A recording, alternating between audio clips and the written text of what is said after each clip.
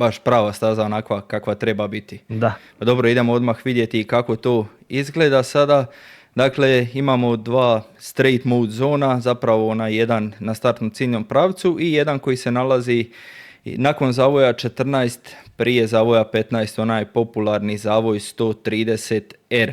Tu vidimo overtake detection da je na samom izlazu iz zavoja 17, a odmah nakon izlaza iz zavoja 18 je overtake activation. A da bi vam malo približili ovo sve, malo ovu stazu, najavili smo da ćemo donositi neke novosti, neke nadogradnje mi sami, tako da smo to napravili pregled ove staze u jednom onako letačkom izdanju. Dakle, da vidite kako izgleda iz jedne ptičje perspektive. Dakle, treća runda ovoga prvenstva, idemo u Japan, mjesto je Suzuka.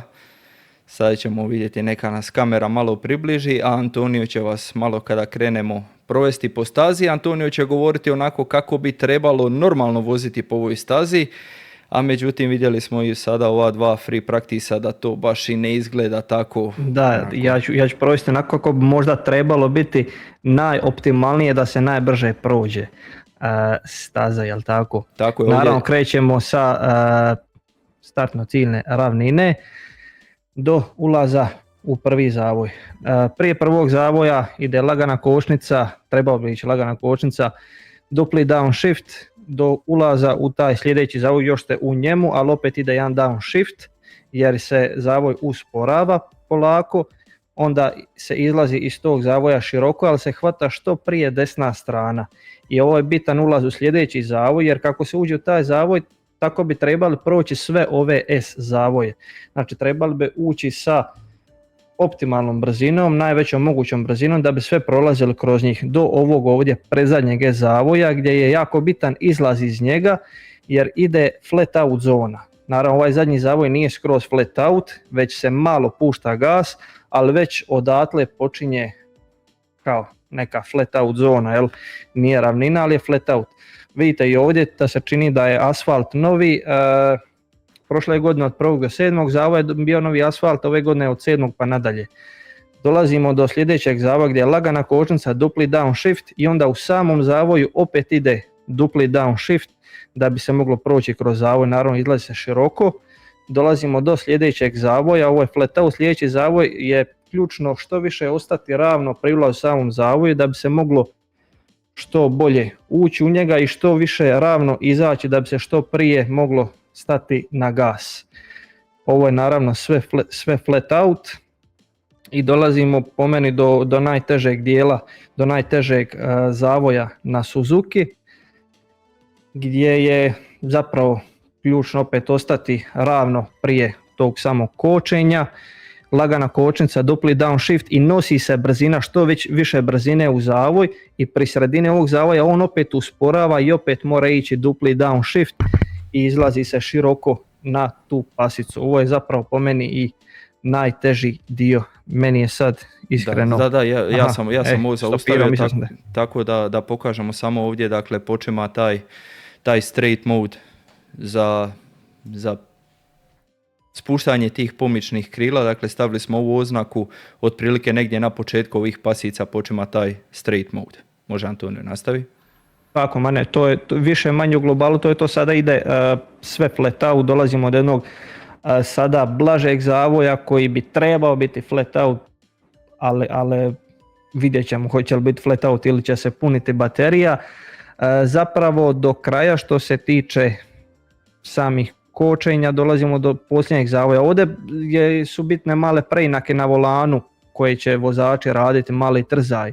Ulaz u zadnji zavoj isto kao i dva prije, bitno je što se ravnije postavite na kočenju, downshiftovi malo raniji i malo raniji upshift bi trebao biti jer je izlaz za startno ciljni pravac. Tako je, vidimo ovdje, dakle u ovoj šikani tu imamo overtake detection, točku gdje se detektira i odmah tu dakle imamo i overtake activation i naravno odmah nakon toga na ponovno ulazu u startno ciljni pravac imamo straight mode zone, to su ta dva straight mode zona koja nas čekaju ovdje na samoj stazi. Naravno, ovo bi bilo otprilike da je najoptimalnije i najbrže proći.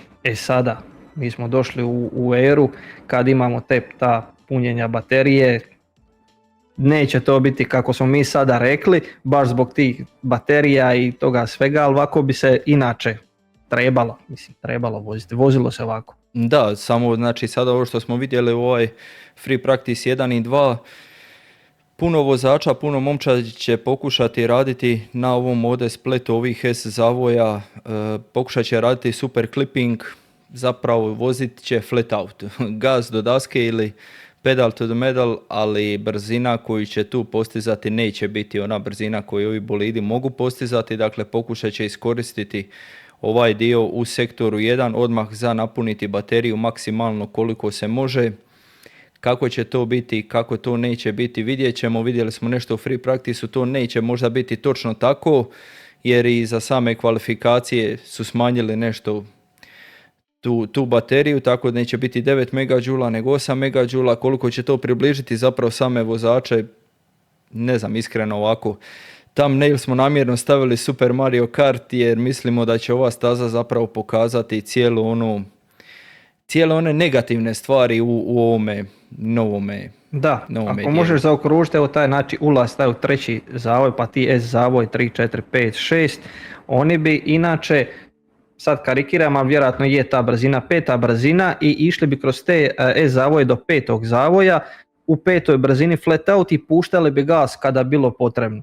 Sada ja se bojim da će oni još smanjivati brzinu da bi mogli nizati manje brzine i ići do blokade da bi postigli što više punjenja baterije. Da, taj takozvani super clipping. Da. Dobro, eto, nadamo se da vam se sviđa ovaj dio koji smo pripremili, nešto ovako planiramo raditi i dalje. Ako vam je ovo bilo zanimljivo, slobodno napišite da li je bilo zanimljivo ili ne, a mi ćemo prijeći dalje na sljedeći sistem, a to je zapravo sljedeći slajd, a to je da vidimo gdje se nalazi Japan u samom punjenju tih baterija. Dakle, Japan se tu nalazi dosta blizu Australije, jedna od staza koja će biti malo agresivnija, ali prema bateriji, ali opet blaža od Australije što je bilo. Dakle, za očekivati je nekako otprilike sličan poredak, možda sličan odnos snaga kao u samoj Australiji. Možda ne točno takav jer neke momčadi su sada malo pametnije, neke su izgleda malo gluplje nego u Australiji, ali evo vidimo dakle taj omjer koliko se baterija na ovoj stazi može puniti pomoću kočenja, pomoću coastinga i djelomičnim gasom. Tako za sada to izgleda, pa ćemo vidjeti. Cijene ulaznica za Suzuku su vam bile otprilike nešto ovako, dakle vidite tu ovisi koja tribina i što, dakle nekih 795 eura, 620 eura pa do 480, 330, dakle ovako naravno sve sold out, pa da vidite otprilike. Tko planira jednom ići u Suzuku gledati ovu stazu, da znate otprilike koje su cijene za neke tribine. Da, mislim kad bi išao u Japan da ne bi gledao baš ovi cijenu ulaznice, da bi to bio once in a lifetime. Da. Što se tiče vremenske prognoze za nedjelju na sami dan utrke, kažu nema kiše, ali popodne može doći do nekih pljuskova. Hoće li se to još malo pomaknuti do nedjelje, imamo tu još 2 dana, vidjet ćemo, ali ovo bi moglo malo začiniti neke stvari, jer bi to moglo prvi puta vidjeti kako će se ovi bolidi i punjenje baterija pokazati na mokrim uvjetima. Da, na mokrim i to na Suzuki koja je, pa tako reći, poznata po tome kada jednom se smoči staza da se ne suši baš tako kako bi trebala i još plus u sve to, kao što sam spomenuo, pola staze je nanovo asfaltirano. Što će dotaknuti se poslije neki ekipa kojima neće to baš ići u korist. Da, i još staza koju onako trebate imati dobro samopouzdanje ili da to onako kažemo ponaški, polaički, trebate imati muda za voziti na ovoj stazi. Tako da vidjet ćemo, imamo tu i Lindblada, rukija koji je preskočio drugi slobodni trening, a vidjet ćemo, biti će zanimljivo. Što se tiče Pirellija, Pirelli nam je dakle pripremio ovako neke svoje ocjene, najprije neki podaci o utrci, vozi se 53 kruga, 307,471 km, dužina kruga je 5800 metara, rekord kruga sa 1.39.65 drži Kimi Antonelli od prošle godine, prosječno se gubi 22 sekunde za odlazak u boks, a Pirelli je ocijenio ovu stazu kao Traction 3, Tire Stress 5, Asphalt Grip 4, Braking 2, Asphalt Abrasion 3, Lateral 5 i Track Evolution 4. Track Evolution znači da bi mogli u kasnim dijelovima kvalifikacija vidjeti bolja vremena.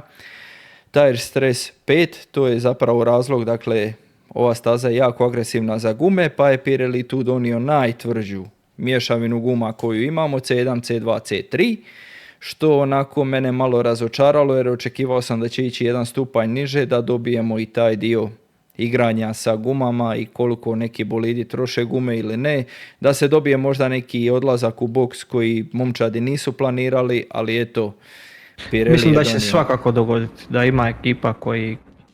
Da, ali nisu nekako to- sam tu najviše ciljao za Je. ove hard gume C1 Mercedes, oni izgledaju kao da mogu cijelu utrku odvoziti na njima bez nekih većih Pa poteškoća. da, to bi ja sad potpisao odmah. Brembo, dakle ovo sada neki podaci o kočenju.